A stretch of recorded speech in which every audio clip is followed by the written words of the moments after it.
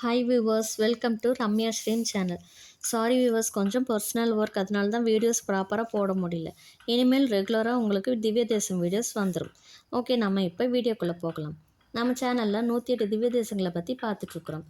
அதில் நம்ம இன்றைக்கி பார்க்க போகிறது 4வது திவ்ய தேசமான வெள்ளரை திருத்தலத்தை பற்றி தான் பார்க்க போகிறோம். எம்பெருமான் பெயர் புண்டரிகாட்சன், தாயார் பெயர் செண்பகவல்லி. இந்த பெருமாள் சுயம்புவா தோன்றியவர். இங்கு 7 தீர்த்தங்கள் இருக்குங்க. திவ்யகாந்த தீர்த்தம், குஷ தீர்த்தம், சக்கர தீர்த்தம், புஷ்கல தீர்த்தம், பத்ம தீர்த்தம், வராக தீர்த்தம், மணிகர்ணிகா தீர்த்தம். இந்த கோயிலில் ஒரு அழகான குளம் அமைஞ்சிருக்கு. அதுக்கு பேர் ஸ்வஸ்திகா குளம். ஸ்வஸ்திக் வடிவில் இந்த குளத்தை அமைச்சிருக்கிறாங்க. இந்த கோயில் திருச்சியிலேருந்து 25 கிலோமீட்டர் தொலைவில் திருச்சி டு துறையூர் பைபாஸ் ரோடில் அமைஞ்சிருக்குங்க. இந்த கோயில் உருவானதுக்கு காரணம் சிபி சக்கரவர்த்தி. முன்னொரு காலத்தில் சிபி சக்கரவர்த்தி தனது படைகளோட சோழ தேசத்தை நோக்கி வந்துட்டுருக்கிறார். திருச்சிக்கு பக்கத்தில் வரும்போது ஒரு சிறிய குன்று, அங்கே அவரோட படைகளெல்லாம் தங்க வைத்து அவரும் தங்கியிருக்கிறார். அவர் திரும்ப வேட்டைக்கு கிளம்பும்போது ஒரு வெள்ளை நிற பன்றி ஒன்றை பார்க்கிறார். உடனே அதை துரத்தி கொண்டே செல்கிறார். அந்த பன்றி ஓடி ஒரு குகைக்குள் சென்று மறைந்து விடுகிறது. சக்கரவர்த்தி அந்த குகைக்குள் போய் தேடி பார்க்கிறார். இங்கு தானே பன்றி வந்தது, இப்பொழுது காணவில்லை என்று சுற்றியும் தேடி பார்க்கிறார். அங்கே நிறைய புற்றுகள் இருந்திருக்கு. புற்றுகள் நிறைய இருக்கிறது, இங்கே நிறைய விஷ ஜந்துக்கள் இருக்குமோ என்று பார்க்கிறார். அப்பொழுது அங்கே ஒரு முனிவர் தவம் செய்து கொண்டிருக்கிறார். அவர்தான் மார்க்கண்டேய மகரிஷி. மார்க்கண்டேயர் தன்னோட தவத்தை கலைச்சி சக்கரவர்த்தியை பார்க்கிறார். பார்த்து, வணக்கம் சக்கரவர்த்தி, நீ வாழ்க. ரொம்ப காலமாக நான் இங்கே தவம் செய்து கொண்டிருக்கிறேன். நீ நீடூடி வாழ்க அப்படின்னு வாழ்த்துறார். அதற்கு சக்கரவர்த்தி, தங்களுக்கு தரிசனம் கிடைத்தது நான் செய்த பாக்கியம்.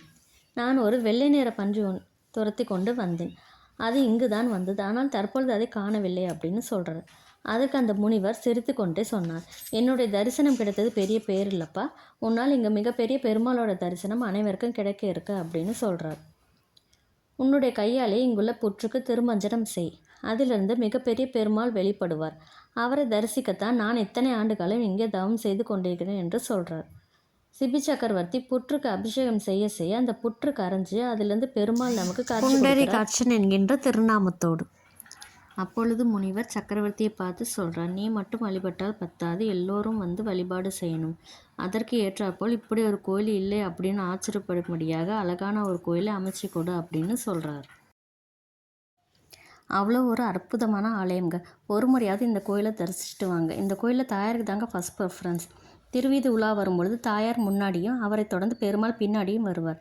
தாயாருக்கு தானே ஆர்த்தி தீபார்த்தனை எல்லாம் காட்டுவாங்க. ஏன்னா நமக்கு என்ன வேண்டுதலோ அதை இந்த தாயார்கிட்ட வேண்டினா தாயார் பெருமாள் கிட்ட ரெக்கமெண்ட் பண்ணி நம்மளோட வேண்டுதலை நிறைவேற்றி வைப்பாங்களாம்.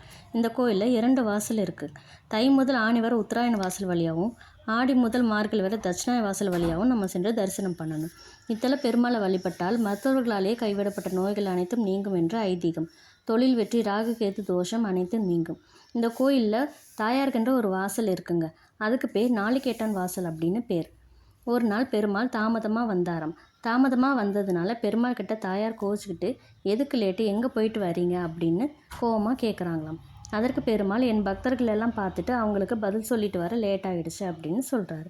அதற்கு தாயார், என்ன வேலைனாலும் இங்கே இருக்கிறவங்களையும் பார்க்கணும், என்னை பற்றியும் யோசிக்கணும் தானே அப்படின்னு கேள்வி கேட்டதுனால இதற்கு பேர் நாளிகேட்டான் வாசல் அப்படின்னு பேர் வந்தது.